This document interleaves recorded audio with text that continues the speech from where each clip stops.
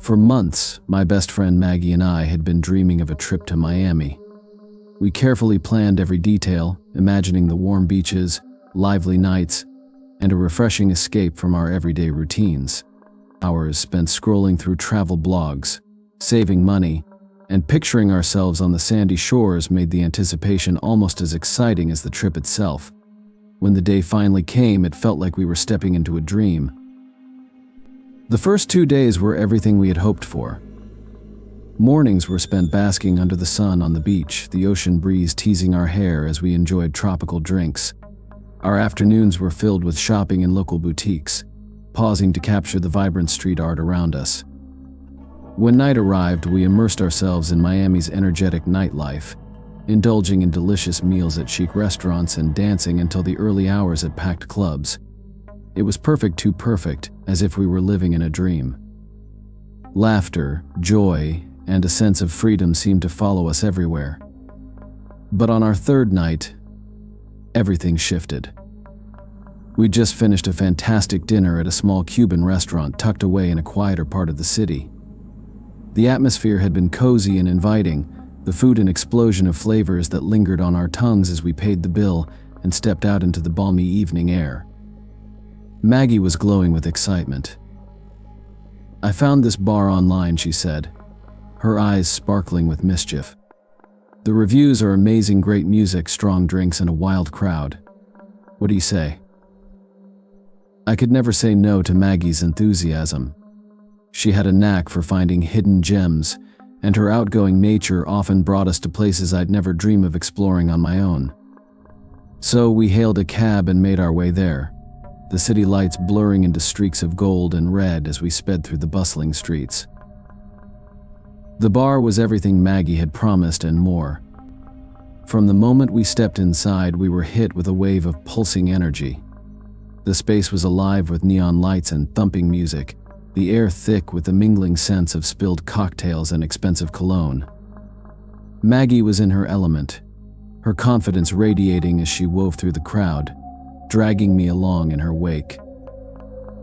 At the bar, she ordered us a pair of vibrant cocktails, their rims glittering with sugar, and we toasted to the night ahead. The dance floor called to her almost immediately, and with a laugh, she grabbed my hand and led me into the sea of moving bodies. The music was loud, the bass reverberating through my chest as we lost ourselves in the rhythm. For a while, it felt like nothing could touch us. After what felt like hours, we returned to the bar, cheeks flushed and breathless from dancing. As we waited for our next round of drinks, 2 men approached us, their presence cutting through the noise like a ripple in the atmosphere. The first, a tall, dark-haired man with an easy smile, leaned against the bar and spoke first. "Mind if we join you?" His voice was warm, smooth, the kind that immediately put you at ease. He introduced himself as Ryan, his bright blue eyes gleaming under the dim lights. The second man hung back slightly, his demeanor quieter, almost brooding. He nodded briefly and muttered his name, Sam. There was something about him, something I couldn't quite place. Where Ryan's charm felt effortless, Sam's presence was understated, almost unsettling. His gaze lingered a fraction too long, and I felt a chill run down my spine despite the heat of the crowded bar. Maggie, ever the social butterfly, welcomed them without hesitation. She flashed one of her dazzling smiles, the kind that could light up a room, and motioned for them to sit. "Sure, why not?" she said, her voice light and playful. I smiled politely, trying to ignore the unease beginning to creep into my chest. Jack was tall and charismatic, with a confident demeanor that immediately caught Maggie's attention. Sam, on the other hand, was more reserved, his piercing blue eyes observing everything around him. Maggie quickly engaged Jack in conversation, laughing at his jokes and matching his energy. Meanwhile, I stayed cautious, answering Sam's questions politely but keeping my guard up. Something about his quiet intensity set me on edge. After about an hour of chatting, Jack leaned in and said, "You ladies should come back to our place. It's just a few blocks away. and the view from our balcony is unbeatable." Maggie turned to me, her eyes sparkling with excitement. "What do you think?" she asked. I hesitated. The little voice in the back of my mind screamed that it was a bad idea, but I didn't want to ruin her fun. Reluctantly, I nodded, forcing a smile. The walk to their apartment started off innocently enough. The streets were still alive with the sounds of the city, though the further we walked, the quieter it became. Jack led the way, chatting animatedly with Maggie, while I walked beside Sam in silence. By the time we reached their building, my unease had turned into full-blown anxiety. The building was old, its paint peeling and windows clouded with grime. The neon lights from the main street were far behind us now, replaced by dim streetlights casting eerie shadows. Jack unlocked the front door and gestured for us to follow him up a narrow staircase. The air inside was thick and musty, each step echoing ominously in the silence. Maggie seemed to sense my hesitation and gave me a reassuring smile, but even she looked a little uneasy now. When we entered their apartment, it was nothing like the luxurious space Jack had described. The blinds were drawn tight, and the furniture was mismatched and worn. A flickering lamp in the corner provided the only light, casting long, distorted shadows across the walls.